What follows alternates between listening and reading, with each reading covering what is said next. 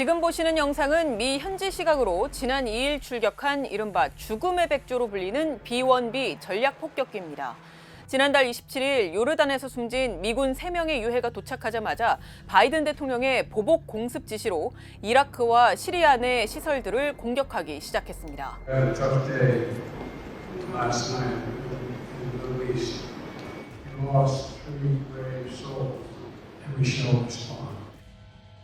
목표는 이라크와 시리아에 주둔 중인 이란군과 현지 민병대 기지 7곳, 총 85개 시설이었습니다. 미 국방부는 추가 공격도 예고한 상태입니다. This is the start of our response, and there will be additional actions taken. 바이든 대통령은 과연 중동 확전을 감수하면서까지 보복 공습을 계속하려는 걸까요? 바이든 행정부가 추가 공습을 예고하긴 했지만 그렇다고 중동의 확전을 원한다고 보긴 어렵습니다. 바이든 대통령 본인도 벌써 여러 차례 확전을 원하진 않는다고 분명히 말했습니다. 그리고 블링컨 국무장관도 벌써 5번째에 이르는 중동 순방, 그러니까 중동 정세를 안정시키기 위한 진화에 나섰습니다. 제이크 설리번 백악관 국가안보 보좌관도 바이든 대통령이 자국민에 대한 공격에 강력히 대응하기로 했지만 중동 지역에서의 확전을 원하진 않는다고 말했습니다. 실제로 미국의 공습 상황을 보면 이란에 대해서 계속 경고는 하고 있지만 이란 본토에 대한 공격 가능성은 매우 낮다는 분석이 나옵니다. 이란과의 중동에서 전면전을 하는 것은 너무나 위험이 크고 바이든 대통령 선거에 전혀 도움이 되지 않을 것이다. 특히 이제 유가 측면에서. 이미 지금까지의 중동 상황만으로도 글로벌 선사들은 기존 홍해를 통한 경로 대신 아프리카 대륙 우회로를 택하면서 운송이 지연되고 있습니다.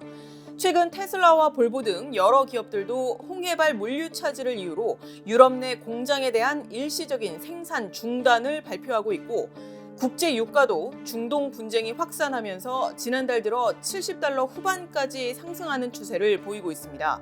지금도 이런데 만약 확전이 된다면 당연히 유가에 미치는 영향도 더 클 수밖에 없습니다. 이뿐만이 아닙니다. 바이든 대통령으로선 가장 중요한 게 오는 11월 재선에 성공하는 건데 최근 여론조사에 따르면 미국 외부의 위협을 더 우려한다고 답한 미국인은 19%에 불과했습니다. 나머지 81%는 글로벌 위기보다는 국내의 위협 요소를 더 신경 쓴다 이렇게 답했습니다. 그렇기 때문에 바이든 대통령으로선 미국 외부의 상황보다는 하루라도 빨리 국내 상황에 더 집중하는 게 필요한 상황입니다. 계속 중동 정세가 악화돼서 이 이슈에 발이 묶여 있으면 트럼프 전 대통령을 비롯한 공화당 지지층으로부터 정치 공세를 계속 받을 수 있기 때문입니다. 미국 현지에선 백악관이 가자 전쟁을 반대하는 미국 내의 젊은 유권자들을 잃을까 봐 매우 우려하고 있다. 이런 보도도 나오는 상황입니다. 이제 미국 내에 있는 아랍계 그다음에 무슬림 유권자들이 대놓고 자기를 어벤던 한다라는 뭐 해시태그 운동도 하고 하니 그 프레셔가 있을 테고 워낙에 국제사회 여론이 안 좋으니까 미국 전체 여론에도 영향을 미칠 수 있을 테고. 바이든 대통령이 당초 약속을 했던 중동 정책도 살펴보면 CG로 표현하자면 이런 건데요. 쉽게 말하자면 중동을 최대한 빨리 안정시키고 미국의 역할은 최소화하겠다. 즉 최대한 빨리 발 빼겠다 이거였는데 이게 지금 다 어그러진 상황이기 때문에 공화당에서는 바이든 행정부의 대이란 억제 정책은 비참하게 실패했다라고 하는 등 공격 소재로 활용하는 상황입니다. 이란의 핵 합의도 이제 만들어 놓고 사이가 별로 안 좋은 걸프 산유국들이랑 이스라엘 사이를 좋게 해놓고 그러면서 조금씩 우리의 역할을 줄이고 중국을 견제하기 위해서 아시아로 돌아온다라고 얘기를 했었죠. 중동을 떠나서 아시아로 돌아오겠다. 그렇기 때문에 바이든 대통령으로선 누구보다 빨리 이 상황을 끝내려고 네타냐후 이스라엘 총리를 얼른 휴전시키도록 설득하고 또 이와는 별개로 이란 측과 전면전 양상으로 가지 않도록 상황을 관리하려고 하고 있지만 이란의 장기적인 목표는 이라크에서 미군을 빼는 것이기 때문에 이 과정에서 우발적 충돌로 인한 확전 가능성은 배제할 수 없다는 점에서 상황을 계속 면밀히 지켜볼 필요가 있어 보입니다. 지금까지 뒷백이었습니다.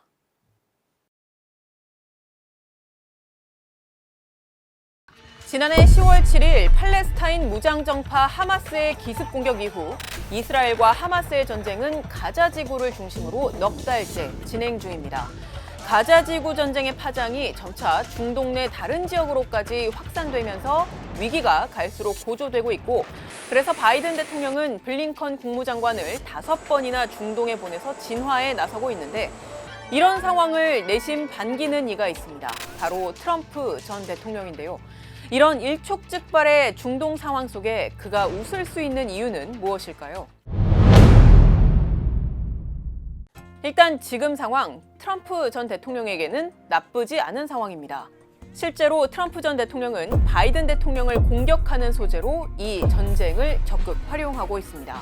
최근 유세 현장에선 본인이 대통령이었다면 이란의 지원을 받는 하마스가 이스라엘을 공격하는 일도 없었을 거라고 말하기도 했습니다.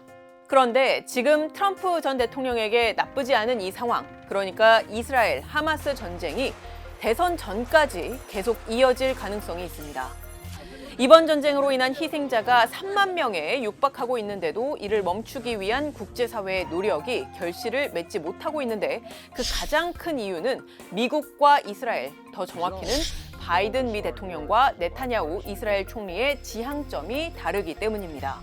미 바이든 대통령은 일단 속히 전쟁을 멈춘 뒤에 이른바 두 국가 해법이라는 이스라엘과 팔레스타인을 각각 독립된 국가로 인정하고 평화롭게 공존하자는 해법을 뼈대로 삼아서 전쟁 이후의 가자 지구를 팔레스타인 자치정부가 통치를 해야 한다, 이런 입장입니다.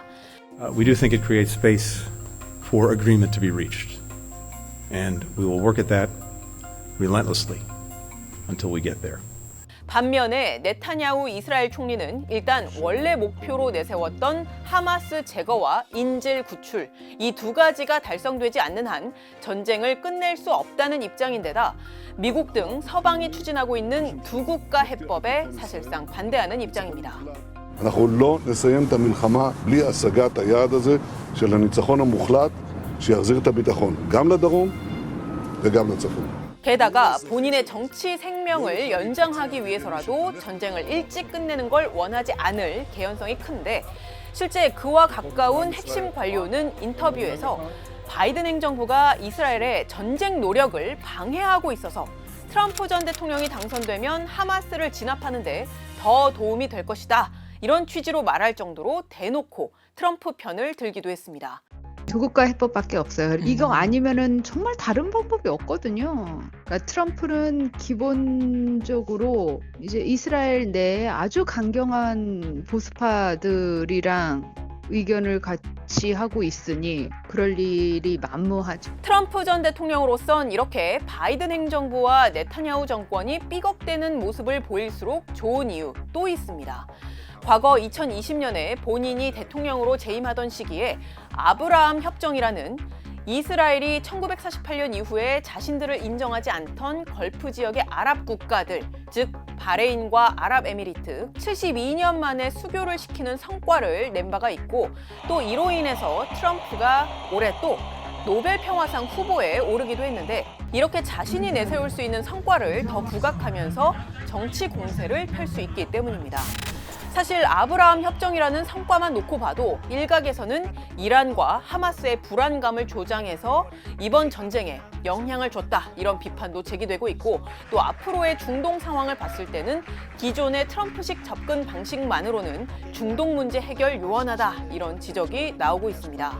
트럼프 대통령이 만들어 놓은 그 평화안 자체가 요르단강 서안 지구의 30에서 40%를 이스라엘 영토로 주겠다는 거거든요. 그거 말이 안 되는 거죠. 그걸 어떻게 팔레스타인이 받겠어요? 그런 인식이 바뀌지 않는다면 트럼프가 오더라도 아무런 의미가 없는 것이죠. 하지만 그럼에도 불구하고 트럼프 전 대통령으로선 지금의 중동 상황을 자신의 재임 기간 상대적으로 더 안정적이었다는 점을 대비시키면서 유권자들의 표심을 얻는데 하나의 카드로 적극 활용할 것으로 보입니다. 지금까지 뒷백이었습니다.